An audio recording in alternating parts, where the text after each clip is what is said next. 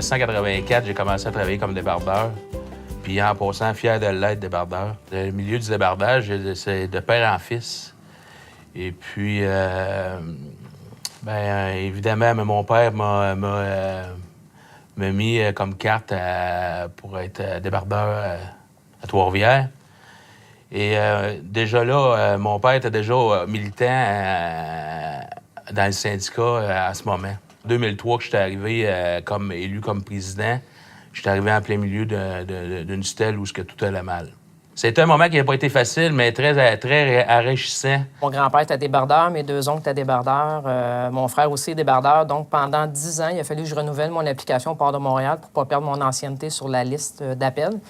Et puis, je suis rentré en 2002 comme débardeur. Et puis, en 2004, l'exécutif m'a demandé si je voulais pas partir le comité des conditions féminines, parce qu'à l'époque, en 2002, j'étais la 13e femme à rentrer au Port de Montréal.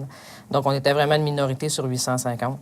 Donc, à ce moment-là, j'ai parti le comité des conditions féminines qui était de travailler pour l'équipement de travail adéquat pour les femmes, que ce soit les harnais de sécurité, les gants de travail, parce que tout était adapté aux hommes. Le métier de débardeur, souvent, ce qui fait que c'est dangereux, c'est parce que ça roule 24 heures sur 24. En tout cas, nous autres, au Port de Montréal, 7 jours sur 7, c'est de la grosse machinerie, les conteneurs. Un conteneur peut peser jusqu'à 20 tonnes, 25 tonnes. Donc, c'est gros.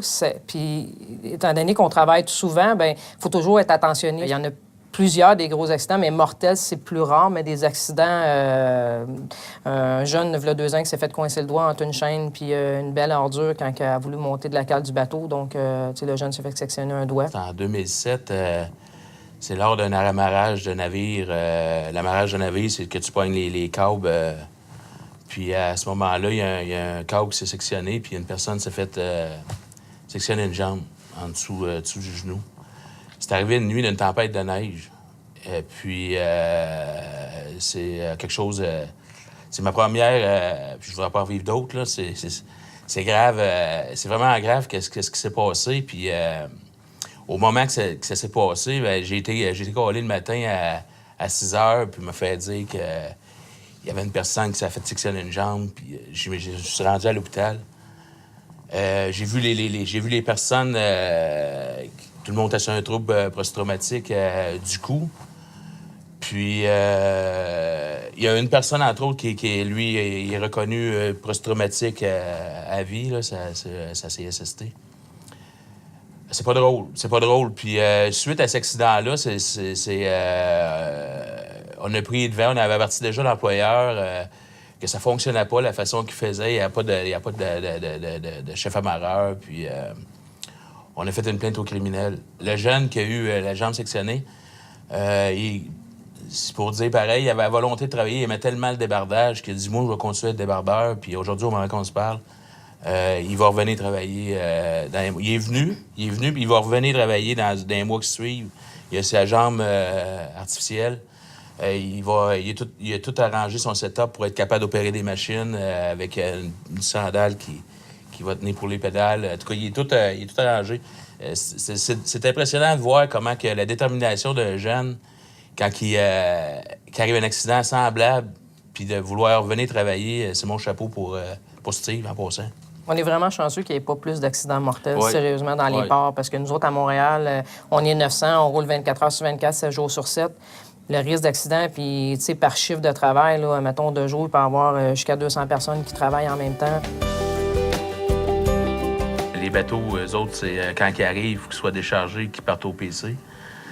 C'est tout de suite, c'est l'économie des navires qui faut qu'ils soient déchargés au PC, qui fait que nous autres, on est toujours disponibles sur plusieurs horaires de travail, on appelle sur un dispatch, puis qui nous donne les heures.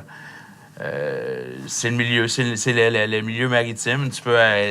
C'est dur à comprendre, mais les navires, eux autres, ils ont tout comme un setup de fait à travers le monde. Comme tu peux faire de l'Europe. Nous autres, Trois-Rivières, c'est l'Europe. Il y en a d'Australie. Ça prend 30 jours, mais les moments qui vont arriver, peut arriver un samedi, peut arriver un dimanche, peut arriver de nuit, peut arriver de jour, mais quand il arrive, il va partir au premier quart de travail le matin pour partir au plus vite pour retrouver une autre cargaison qui fait virer l'économie. Puis c'est du même coup, mais plus ils sont déchargés vite, plus qu'ils vont faire de l'argent. Ce que le monde ne savent pas, c'est qu'on n'a pas de vie sociale. Comme à tous les soirs, il faut appeler entre 6h et minuit pour savoir où est-ce qu'on travaille le lendemain, sur quel chiffre de travail puis pour quelle compagnie. Donc, on ne travaille jamais avec le même monde, jamais sur les mêmes chiffres de travail. Donc, on peut faire jour soit nuit dans la même semaine. On travaille 19 jours en ligne pour 2 jours de congé. Fait que nous, on n'a pas de fin de semaine de congé à toutes les semaines. Fait que oui, le monde, ils ont bien beau dire qu'on a des bons avantages, sauf qu'on n'a pas de qualité de vie. Le taux de divorce est quand même extrêmement élevé, nous, au port de Montréal, parce que le monde travaille tout le temps. C'est sûr que rentrer au port de Montréal comme femme débardeur, c'était différent. Premièrement, c'était nouveau. Comme je disais, en 2002, moi, j'étais la 13e femme. Donc, c'est sûr, pour les hommes, la plus grande crainte, c'est à savoir, va-t-elle être capable de faire le travail? Puis ça, je le comprends. C'est comme les premières femmes qui sont rentrées dans les tavernes. Je veux dire, c'est une adaptation pour tout le monde. Mais ça se fait, je pense, au fur et à mesure, puis quand tu es capable de faire tes preuves. Aujourd'hui, on est 56 femmes sur 900 débardeurs. C'est quand même pas beaucoup, mais le travail a beaucoup changé aussi. Tu sais, avant, c'était beaucoup physique dans les cales de bateau. Maintenant, c'est plus conteneurisé, des camions, des machines. Donc, autant de femmes qu'un homme peut faire le travail. Mais c'est sûr que ça n'a pas été facile. On a eu, comme je disais, le comité des conditions féminines juste pour l'équipement de travail. Il y avait des hommes qui étaient de petite stature qui n'étaient pas confortables non plus dans les ceintures, dans les harnais de sécurité pour monter sur les bateaux. Donc, ça a favorisé aussi le confort pour les hommes. Puis, comme je disais, bien, c'est ça. Si chaque personne fait son travail, que ce soit une femme ou un homme, dans le fond, l'important, c'est de faire son travail. Puis, un autre gros dossier aussi, étant donné qu'on est au fédéral, nous autres, les femmes n'ont pas le droit au retrait préventif. Puis dans la convention, il n'y avait rien de compris là-dedans parce que c'était une convention qui avait tout le temps des hommes. Puis la majorité des femmes qui étaient là avant 2002, le famille était déjà bâti. Sauf que là, depuis 10 ans, les filles qui sont rentrées, ils ont environ 18, 20, 22 ans, donc sont en plein âge de former leur famille. Donc ça, c'est un gros dossier qu'on a travaillé énormément aussi pour inclure certaines choses dans la convention collective parce que les femmes, il n'y avait rien de prévu là-dedans. Puis pas juste pour les femmes, les retraits préventifs, les congés de paternité, les congés d'adoption, etc. Avant, les générations comme mon grand-père, eux autres, ils étaient nés pour être débardeurs puis ils travaillaient 7 jours sur 7 puis ça ne leur dérangeait pas. La nouvelle génération, nous autres, les jeunes qu'on a connus d'autres travails ailleurs, bien, nous, notre condition de travail sont importantes, mais les relations familiales aussi, puis les vies sociales également. De garder nos acquis qu'on peut avoir, puis de continuer à avancer. De ne pas avoir peur de s'impliquer, puis de croire en nos valeurs.